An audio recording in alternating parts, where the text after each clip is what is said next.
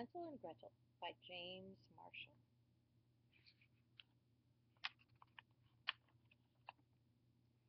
Once upon a time in a cottage near a vast forest there lived a poor woodcutter, his wife, and his two children.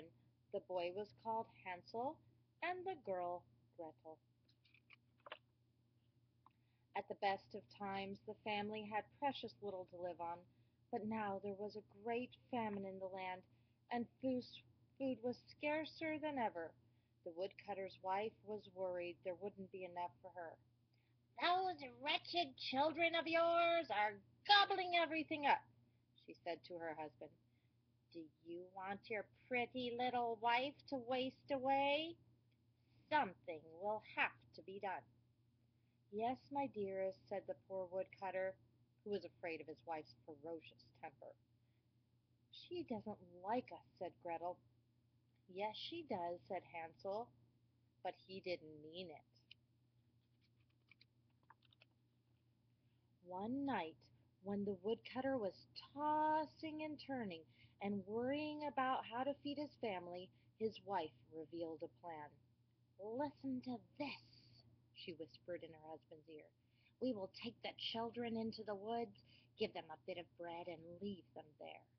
"Never!" cried the woodcutter, but his wife badgered and badgered. "My poor children!" cried the woodcutter. "I know what's best, you dolt," said his wife. "Oh dear," whispered Gretel. "Don't worry," said Hansel. "I'll take care of us." And slipping out into the moonlit night, he gathered up as many white pebbles as he could find. "What are you doing?" said Gretel. "You'll see," said Hansel. "Up, you lazy bones!" cried the woodcutter's wife early the next morning. "It's time to go to the forest and fetch wood."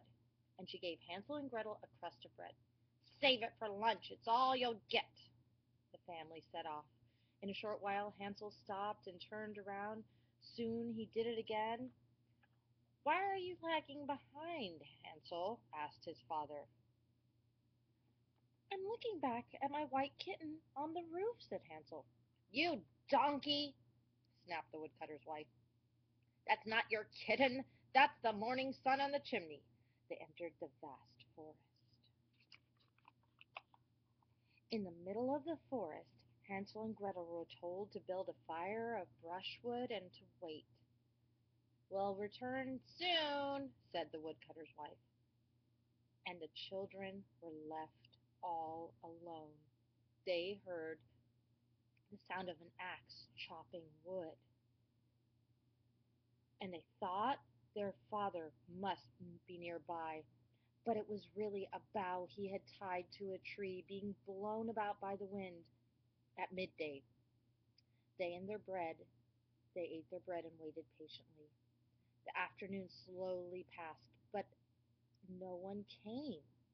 Finally the children closed their eyes and went to sleep. When they awoke it was pitch black. "Are you frightened?" said Gretel. "Of course not," said Hansel. When the moon had risen, Hansel took Gretel by the hand and showed her how she could follow the trail of white pebbles. "What a clever brother I have," said Gretel. It took them the rest of the night to get out of the forest. When the children arrived home at daybreak, the woodcutter's wife was shocked and infuriated, although she quickly pretended to be glad to see them. "We thought you were never coming back," she said.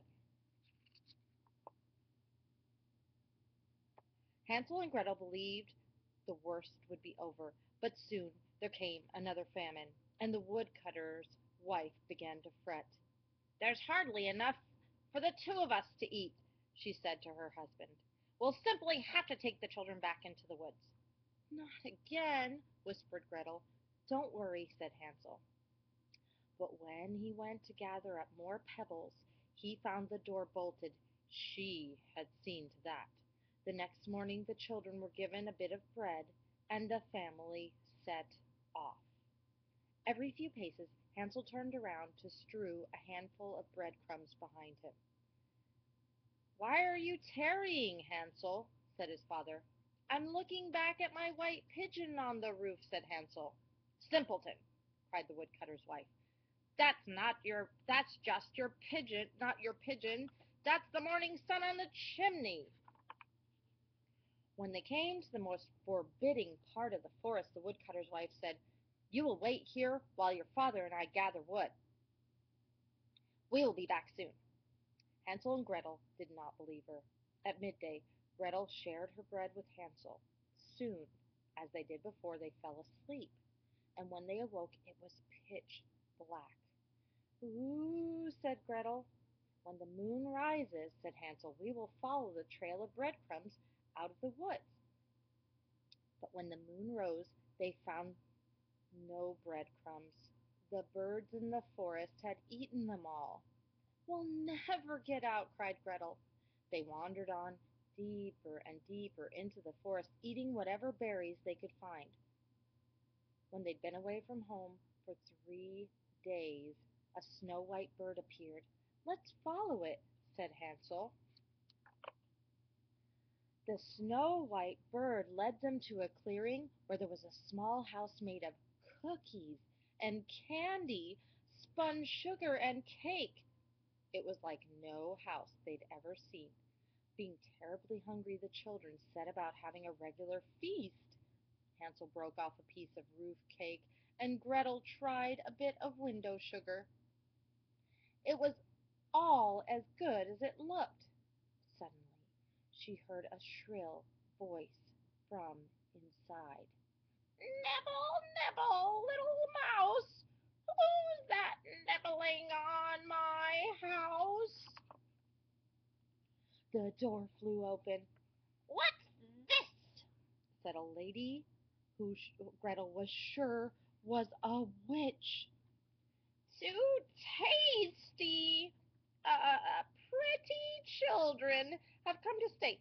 Now don't be alarmed, my angels. I'm really very sweet." And she took Hansel and Gretel by the hand and led them inside, where a sumptuous dinner of sugared pancakes with apples and nuts had been prepared. Hansel and Gretel ate until they were perfectly stuffed. "Time for sleep now," said the lady, and she tucked them into warm beds and tiptoed away. "She's nice," said Hansel. Said Gretel. The next morning the lady, who was indeed a witch, snatched Hansel from his bed, carried him outside, and tossed him right into a cage. "Lovely!" said the witch. "Lovely! This is where I shall fatten you up, and when you're all plump and juicy I shall have a regular feast." "You let my brother out!" cried Gretel, but the witch, who was delighted with her handiwork, only cackled and did a little dance. Poor Gretel, who had to do the witch's bidding, was put to work cooking enormous meals for Hansel. For her own dinner Gretel was given only crab shells. Every morning the witch would go to Hansel's cage to see how much fatter he had grown.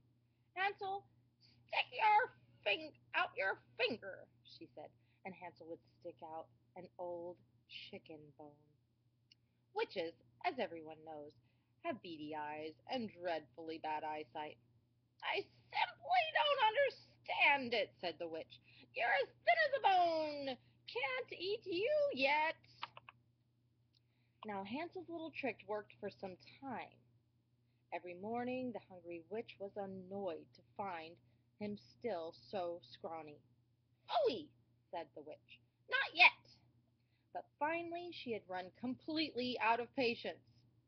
"I'll just have to eat you as you are," she said. And she had a consoling thought. Perhaps she should eat the little one too.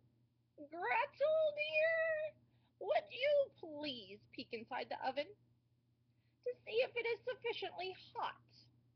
But Gretel saw what she had in mind. "I don't know how," she said stupidly. "Goose!" cried the witch. I'll show you. And she crawled partially into the oven. Really, there was only one thing for Gretel to do. She gave the witch a tremendous shove. The horrid witch roasted to a regular crisp. "We're free!" cried Gretel. "The witch is dead!" Hansel flew out of the cage like a bird. "What a clever little sister I have!" he cried. Together they explored the witch's house, where they found boxes and boxes of precious gems and gold coins. "Better than pebbles," said Hansel, "but now it is time to leave the witch's wood." When they had wandered about for some time, they came to a wide lake. A kindly duck offered to ferry them across. As they neared the opposite shore, Gretel was sure they could see their father's house in the distance. When they reached home, their father welcomed them with open arms, for he loved them dearly, and he was miserable without them. He told them his wife had died. Whether Hansel and Gretel were sorry is difficult to say, but with their father they lived happily ever after. The end.